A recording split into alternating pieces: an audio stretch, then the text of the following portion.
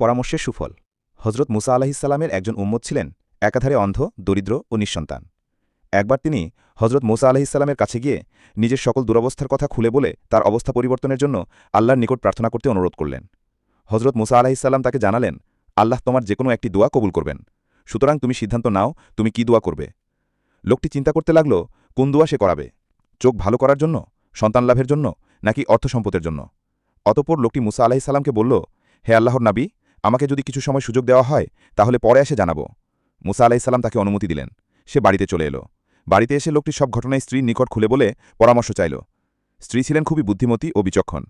তিনি চিন্তা করে ও হিকমত খাটিয়ে হজরত মুসা আলাহিসাল্লামের নিকট একটি বাক্যের মাধ্যমে 3টি অবস্থার পরিবর্তনের জন্য স্বামীকে দোয়া শিখিয়ে দিলেন।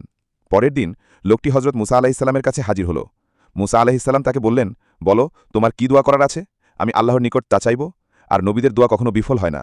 লোকটি বলল, হে আল্লাহর নবী, আমি ছাদের নিচে বসে আমার মেঝো ছেলের বউয়ের হাতের রান্না করা খাবার নিজ চোখে দেখে খেতে চাই। হজরত মুসা আলাহিসাল্লাম বুঝতে পারলেন যে লোকটির মাথা থেকে এত সুন্দর বুদ্ধিদীপ্ত কথা বের হয়নি। তাই তিনি তাকে জিজ্ঞেস করলেন, বলো কে তোমাকে এমন বাক্য শিক্ষা দিয়েছে। কারণ একটি বাক্যের মাধ্যমে তার চোখ ভালো হওয়া, একটি বা দুটি নয় 3টি ছেলে সন্তানের বাবা হওয়ার জন্য দোয়া করা এবং দারিদ্রতা দূর হওয়ার দোয়া রয়েছে। লোকটি হজরত মুসা আলাহিসাল্লামের নিকট তার স্ত্রীর কথা খুলে বললেন, আল্লাহর নবীর কথা মতো স্ত্রীর সাথে রাত্রে পরামর্শ করলে স্ত্রী তাকে এ বুদ্ধি দেন।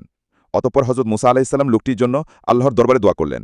আল্লাহ পাক নবীর দোয়ার বরকতে লোকটির যাবতীয় চাওয়াগল পূর্ণ করে দিলেন। প্রিয় পাঠক, দেখলেন তো পরামর্শ করে কাজ করা কতটা উপকার বয়ে আনে। পরামর্শের মাধ্যমে আল্লাহর সন্তুষ্টিও অর্জন করা যায়।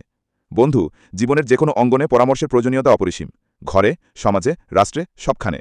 আমাদের মাঝে এমন বহু মানুষ আছেন যারা স্ত্রীর সাথে পরামর্শ করতে দ্বিধাবোধ করেন, ভাবেন স্ত্রী আমার চেয়ে বেশি বোঝে নাকি। বন্ধু, এটা বেশি বোঝার ব্যাপার নয়, বরং এর দ্বারা স্বামী স্ত্রীর মাঝে ভালোবাসার বন্ধন আর অটুট হয়।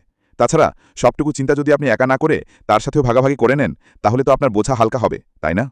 তাই আসুন স্ত্রীকে অবহেলা নয় বরং সহযোদ্ধাও আনে। শুধু সহধর্মিনী নয় বরং সহমর্মী হিসেবে গড়ে তুলি, তবেই এ সংসারে থেকেও জান্নাতের সুখ লাভ করতে পারব। আল্লাহ তাআলা আমাদের সকলকে পরামর্শ করে কাজ করার তৌফিক দান করুন এবং সকল স্বামী স্ত্রীর বন্ধনকে সুদৃঢ় করে দিন। আমিন।